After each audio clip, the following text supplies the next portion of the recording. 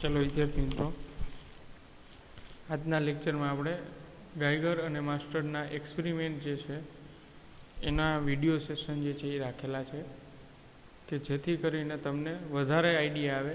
कारण के आ जे छे एक तो स्क्रीन में जे छे स्क्रीन रेकॉर्डिंग में समझाय एना करता वधारे तमे एनिमेटेड विडियो द्वारा वधारे समजाशे।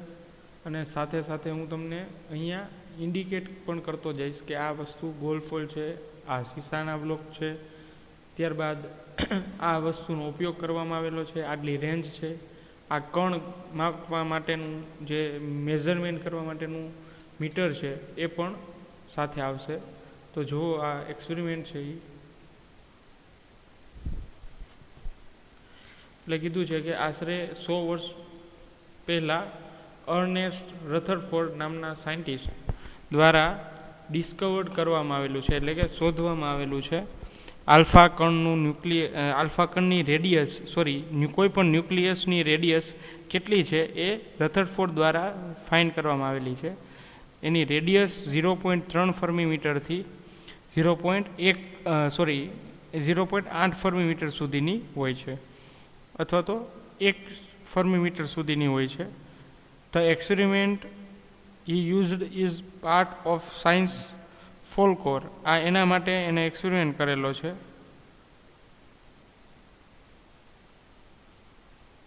અને આ મોડર્ન ફિઝિક્સનો એક્સપેરિમેન્ટ છે।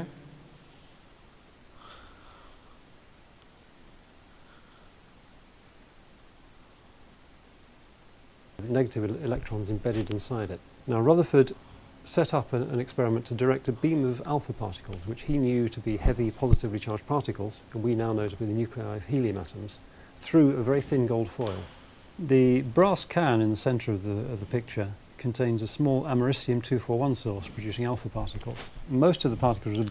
तो जो ए आल्फा पार्टिकल नो सोर्स लीधेलो छे, આપણે જે બિસ્મથ લીધેલું છે 83 બિસ્મથ, એવી રીતે આલ્ફા પાર્ટિકલનો સોર્સ છે radio active.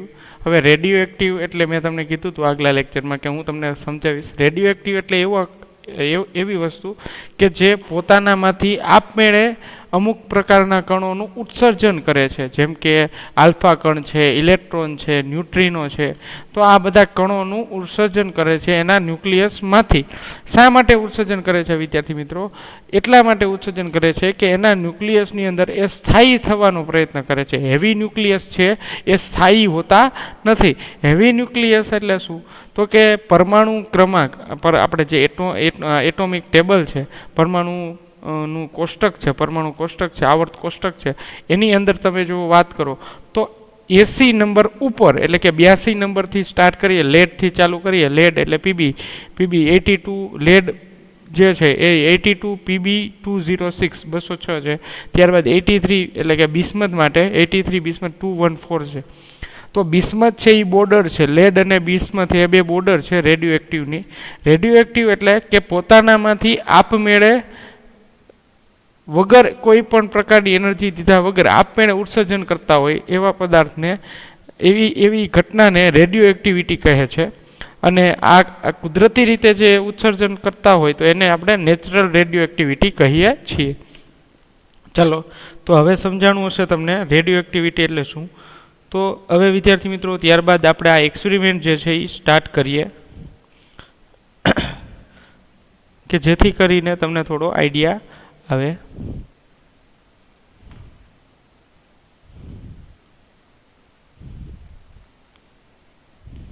Absorbed in the brass, there is a small opening producing a beam of alpha particles. They pass through a gold foil, which is... તો આ છે ગોલ્ડ ફોઇલ, જે સોનાનું વરખ છે પતલું એવું એ દર્શાવ્યું છે। અને જો આ બાજુ આલ્ફાનો મારો ચલાવવા માટે જે રેડિયો એક્ટિવ કણ રાખેલો છે એ about 1.5 microns in thickness, and they are then... તમે સાંભળ્યું હોય તો એ થિકનેસની વાત કરે છે, તો એની થિકનેસ માઇક્રોમીટરથી મિલીમીટર સુધીની હોય છે। ગોલ્ડની જે થિકનેસ છે એ માઇક્રોમીટરથી મિલીમીટર વચ્ચેની રાખવામાં આવે છે। detected by one of the two detectors set up behind the foil. One of the detectors counts particles going straight ahead, which is the majority, and we count a rate of between 1 જો and A 2000. Counter છે એ count કરે છે કે કેટલા alpha કણ જે છે એ પ્રકીર્ણ The થઈને second સ્ક્રીન સાથે counter, અથડાય we છે. can move to measure the scattering rate as a function of angle. Now, the experiment that he ટૂંકમાં બે ટાઈપના, એક જ મિનિટ, જો એમાં લખેલું છે કે 2 ટાઈપના ડિટેક્ટર છે, એક ફિક્સ હોય છે અને એક રોટેટ થાય એવું હોય છે. એક ફિક્સ ડિટેક્ટર અને second one of detector the છે detectors રોટેટિંગ counts છે. particles going straight ahead, which is the majority, and we count a rate of between 1 and 2000 per second. The second counter, we can move to measure the scattering rate as a function of angle. Now, the experiment that he તો એ જે બીજું detector હતું એ જો વિદ્યાર્થી મિત્રો કે એ rotate થતું હતું, તો એ જુદા જુદા કોણે કેટલા પ્રકીર્ણન થાય છે એ મેઝરમેન્ટ કરવા માટેનો ઇન્સ્ટ્રુમેન્ટ છે. his colleagues carried out was very laborious. It involved them sitting for hours in a dark room, holding a tiny fluorescent screen and looking just by eye for flashes of light on the screen. We've replicated that with modern detector technology.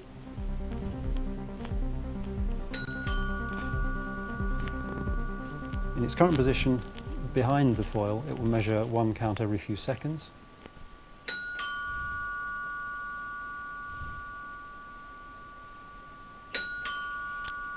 આ process ચાલુ જ છે. જે બેલનો અવાજ આવે છે it means તે detect કરે છે કે કેટલા આલ્ફા કણ છે એ અથડાઈને બહાર આવે છે, કેટલા પ્રકીર્ણન થઈને આવે છે અને કેટલા મોટા એંગલ માટે આવે છે.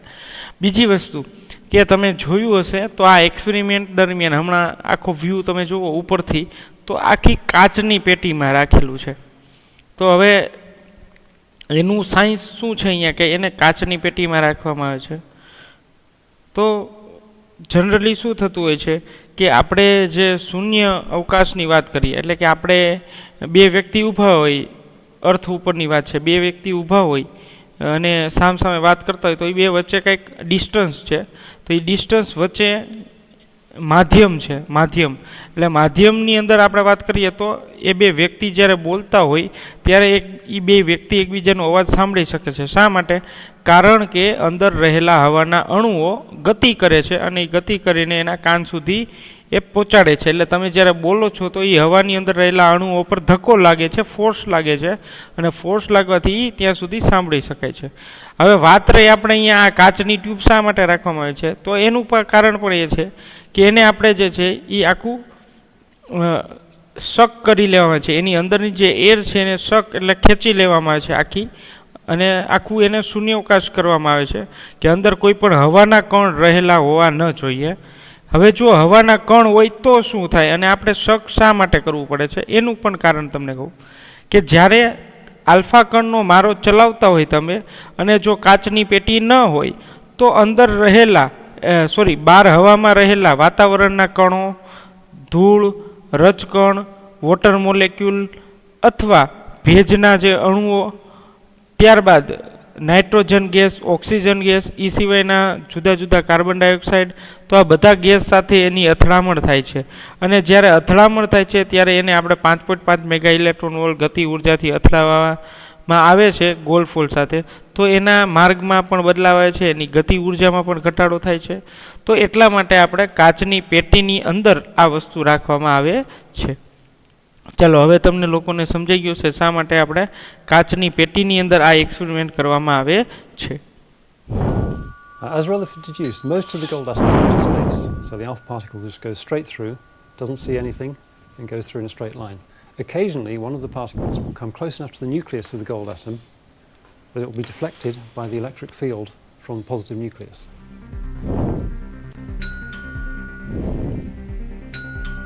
If it comes at a glancing blow, it will be deflected through a small angle.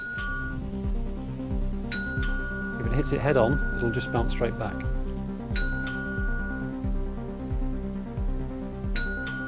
And it's fascinating, I think, to them that this was telling us something very important that we didn't know about the very deep structure of matter. It showed that the atom had a heavy nucleus with mostly empty space with electrons distributed around it, which is exactly the picture we now have. It was also the start of particle physics. What Rutherford was doing and what we're doing here is taking a beam of particles, firing at a target, looking at the way the particles are scattered, and from that deducing what was going on inside the target. And 100 years ahead, we now have the Large Hadron Collider, where we do the same thing. We fire a beam of particles at a target. In that case, the target is another beam coming the other way. We look for the particles being scattered out of that collision process and try to deduce what was going on in the collision from the behaviour of the scattered particles. And all that comes from Rutherford's original idea of firing a beam at a target. So in a century, we've come from an apparatus that would fit on the desk, that was at the cutting edge of physics, જો આ આખી કાચની પેટીની અંદર રાખવામાં આવે the છે. Large Hadron Collider, which is 27 kilometres in circumference.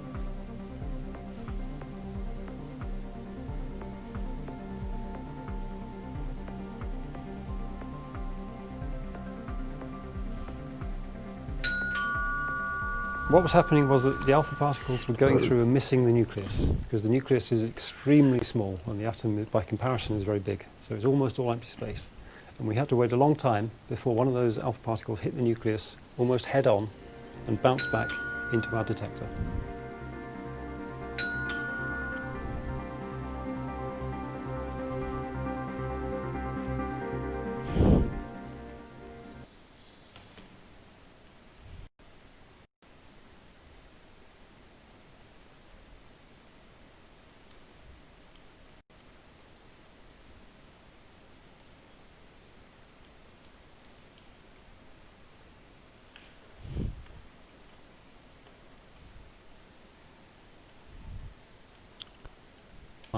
Occasionally, one of the particles.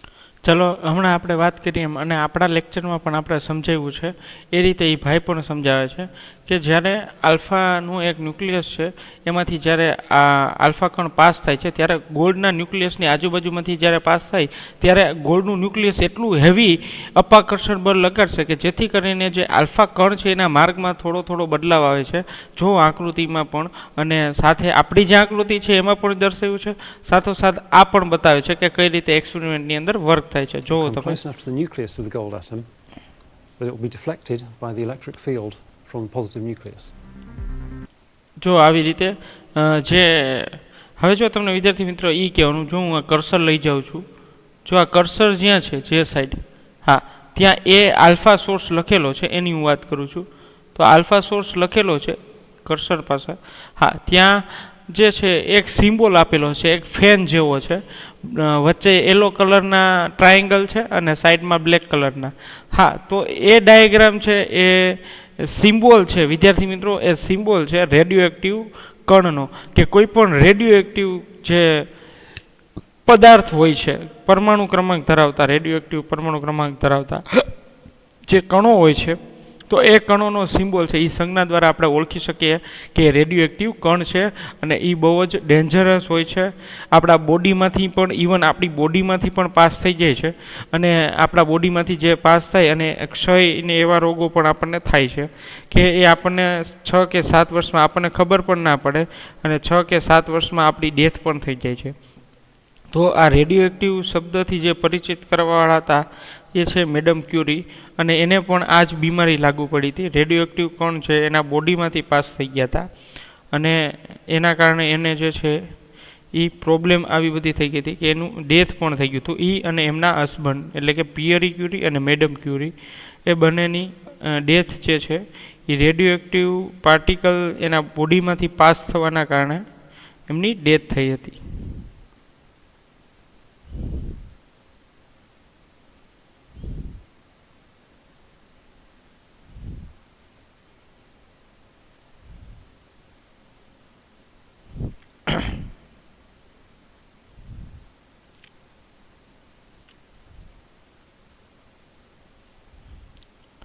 ચલો તો એ જે સિમ્બોલ છે એ તમારે યાદ રાખવાનો છે. રેડિયો એક્ટિવ માટેનો સિમ્બોલ છે. રેડિયો એક્ટિવ પદાર્થ હશે, તમે નેટમાં પણ સર્ચ કરજો રેડિયો એક્ટિવ પાર્ટિકલ સિમ્બોલ, તો એમાં તમને એ જ આવશે. અથવા તો ઘણા જે પાવર પ્લાન્ટ હોય, સોલાર પાવર પ્લાન્ટ, એ પણ રેડિયો એક્ટિવ પદાર્થ દ્વારા હોય છે, કામ કરતા હોય છે. તો એમાં પણ એવા જ પ્રકારના સિમ્બોલનો ઉપયોગ કરવામાં આવે છે. તો જો આકૃતિ જે છે અથવા તો વિડીયોમાં પણ બતાવ્યું છે કે જે ગોળના ન્યુક્લિયસ પાસેથી આજુબાજુમાંથી કઈ રીતે આલ્ફા કણો જે છે પસાર થાય છે થોડા થોડા ડિગ્રી માટે. જો એ અથડાય ત્યારે અવાજ આવે છે એક બેલ જેવો, તો એ ડિટેક્ટ કરે છે કે કેટલા કણ ભટકાણા. If it comes at a glancing blow, it will be deflected through a small angle. If it hits it head on, it will just bounce straight back. હવે એ એવું કહે છે કે જે એક્ઝેક્ટ એના ન્યુક્લિયસ સાથે હેડ ઓન એટલે કે સન્મુખ અથડામણ સામસામે અથડામણ થશે, બરોબર છે, સામસામે અથડામણ થશે ત્યારે જે આલ્ફા કણના ન્યુક્લિયસ છે એ ભટકાઈને પાછા આવશે સન્મુખ અથડામણ થાય ત્યારે. અને જો સન્મુખ અથડામણ ન થાય ત્યારે વિદ્યાર્થી મિત્રો શું થશે કે આલ્ફા કણો જે છે એ ડાયરેક્ટલી પાસ થઈ જશે અને ડિટેક્ટર દ્વારા જે છે એ ડિટેક્ટ કરવામાં આવે છે. ચાલો સમજાય વિદ્યાર્થી મિત્રો? જો એક્સપેરિમેન્ટ જે છે જો ખાસ. And it's fascinating, I think, to them that this was telling us something very important that we didn't know about the very deep structure of matter.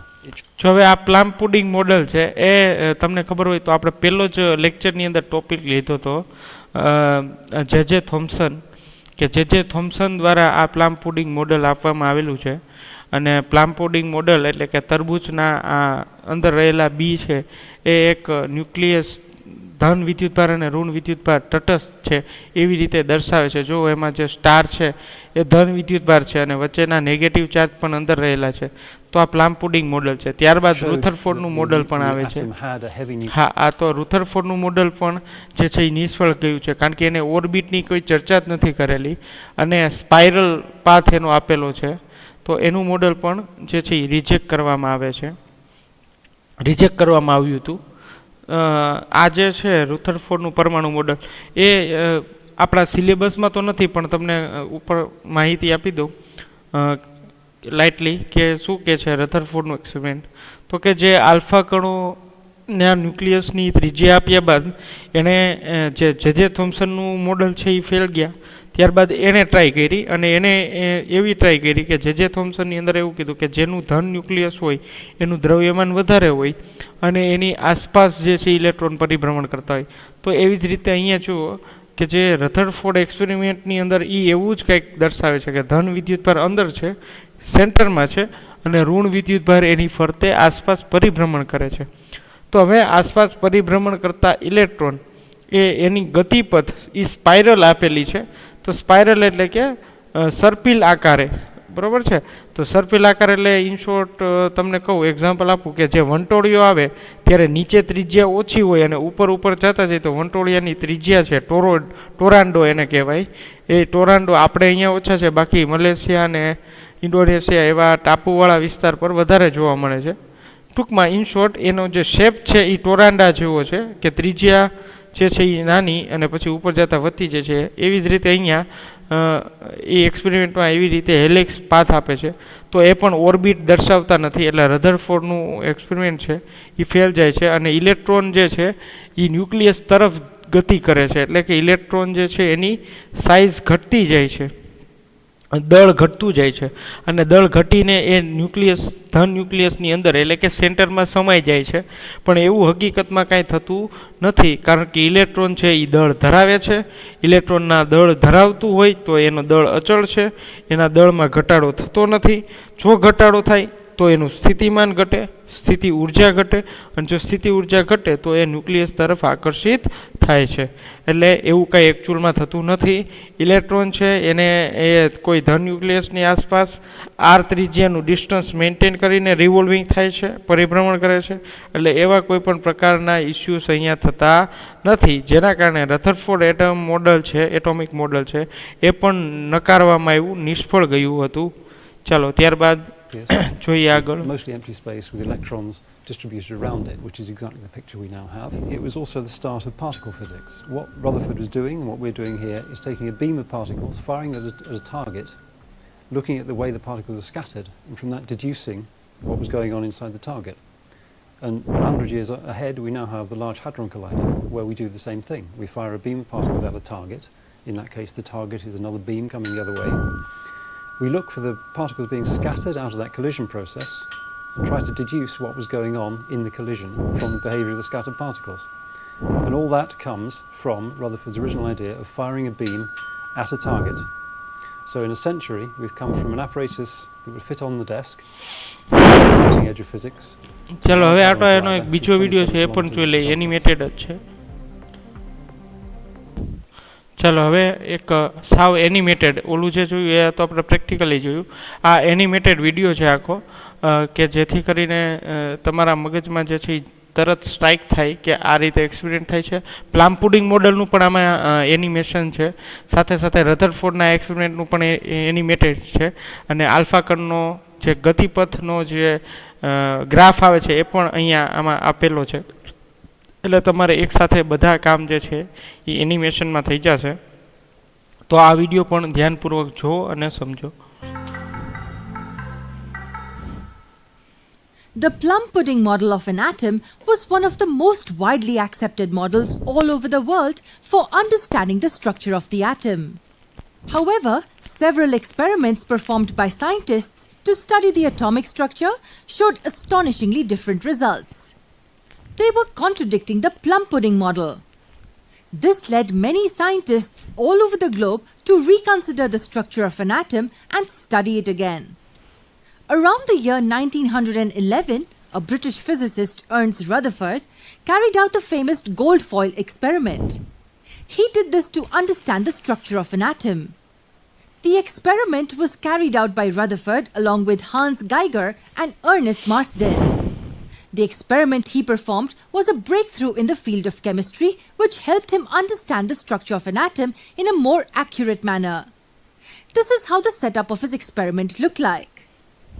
As we can see here, he used a source of alpha particles locked in a lead container with a very small slit. This ensured that the alpha particles only came out through a small opening and travelled in a straight line. But why did he select alpha particles in the first place? Well, the alpha particles were having high energy and were heavier as well. So if we say the atom is like a pudding of positively charged particles with electrons embedded in it, then the particles will pass straight through it. This is obvious because the heavier particles will pierce through the lighter pudding structure of the atom and pass through it. This is what Rutherford thought. For this reason, their greater mass and energy compared to the protons made him choose alpha particles for the experiment. Next, he used a very thin gold foil on which the alpha particles would bombard. Why did he choose a gold foil? Well, a really thin gold foil was estimated to contain approximately 1000 atoms. Lesser the atom, એવું કહે છે કે શા માટે આપણે gold ફોઇલનો experiment કરીએ છીએ, gold ફોઇલની અંદર જ એક્સપેરિમેન્ટ કરીએ છીએ અથવા તો એનો ઉપયોગ કરીએ છીએ. તો એના જે એટમ છે એકદમ નજીક નજીક જોડાયેલા હોય છે અને લગભગ 1000થી પણ વધારે અણુઓ હોય છે. hence, more convenient the experiment would be. Lastly, are we able to locate this circular band with a gap here? What could this be? Well, this is the screen. A fluorescent screen that would help us detect the radiation. That means the screen will glow or emit fluorescent light whenever alpha particles will hit it. So this is how the track of alpha particles can be traced. Now we're all set to understand how the experiment worked. The alpha particles were emitted from the element present in this box. These directly hit the gold foil. Now what should happen ideally? As we know, the Thomson's model suggested that an atom is a sphere of positive charge with negative electrons embedded inside it. That means it is expected that the alpha particles will pass right through the atoms and hit the detector straight. And why so? Because the mass of alpha particles is heavier than the mass of positive charges. That means they should directly hit the atom and move ahead through it. Only a very small deviation would probably be acceptable in this case. But is this what he observed? Not really. He was astonished to get unexpected results. What results did he get? He found that most of the fast-moving alpha particles passed straight through the foil and hit the detector. However, some particles got deflected by small angles. And lastly, to his astonishment, few alpha particles also rebounded. Now, how can this be possible? These three observations made Rutherford think that the plum pudding model is not really correct. Based on the conclusions he had, he put forward the new hypothesis explaining the structure of atoms. What were his conclusions? Let us have a look at the conclusions by Rutherford, followed by the new atomic model put forth by him in the next video. ચાલો વિદ્યાર્થી મિત્રો, તો આ રીતે એનો experiment આખો complete થાય છે.